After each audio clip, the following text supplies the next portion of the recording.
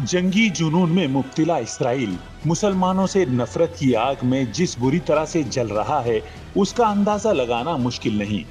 गजा पर 25 रोज से जारी मुसलसल बमबारी के दौरान मीडिया रिपोर्ट्स के मुताबिक अब तक वो 18,000 से 20,000 किलोग्राम बारूद बरसा चुका है। एक मोहतात अंदाजे के मुताबिक इसराइल ने गजा पर 10,000 से जायद बम बरसाए हैं, जिसके नतीजे में 8,000 के करीब अफराद जाँ बहक हुए, जिनमें निस्फ से जायद तादाद खवातीन और मासूम बच्चों की है। 2014 में 4 हफ्तों की लड़ाई पर इसराइल 3.6 बिलियन अमेरिकी डॉलर्स खर्च कर चुका है, जिससे हालिया खर्च का अंदाजा लगाना मुश्किल नहीं। गजा वो इलाका है जो गुज़िश्ता कई दहाइयों से इसराइल के ज़ेर तसल्लुत और हर किस्म की सहूलियात से महरूम है। इसके बावजूद इतने बड़े पैमाने पर गोलाबारी, जदीद सहूलियात से लेस इसराइली फौज की बदतरीन जंगी हिकमत अमली का भी पता दे रही है।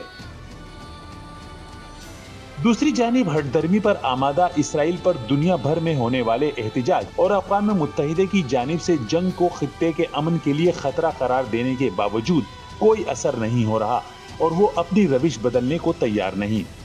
Israel will not agree to a cessation of hostilities with Hamas after the horrific attacks of October 7th. Calls for a ceasefire are calls for Israel to surrender to Hamas, to surrender to terrorism, to surrender to barbarism.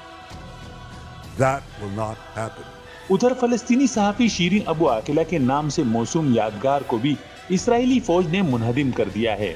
2002 के दौरान West Bank में पेशावराना जिम्मेदारी अदा करते हुए फलस्तीनी सहाफी Shireen Abu आकिला Israeli जारहियत के नतीजे में जाँबाक हो गई थी।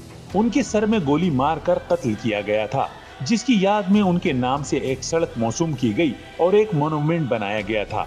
गुज़िश्ता रात इसराइल ने खातून सहाफी के नाम से मौसूम सड़क और यादगार को बिल्डोज करके एक मर्तबा फिर अपनी पस्त ज़हनियत और मुसलमानों से शदीद नफरत का इजहार किया है।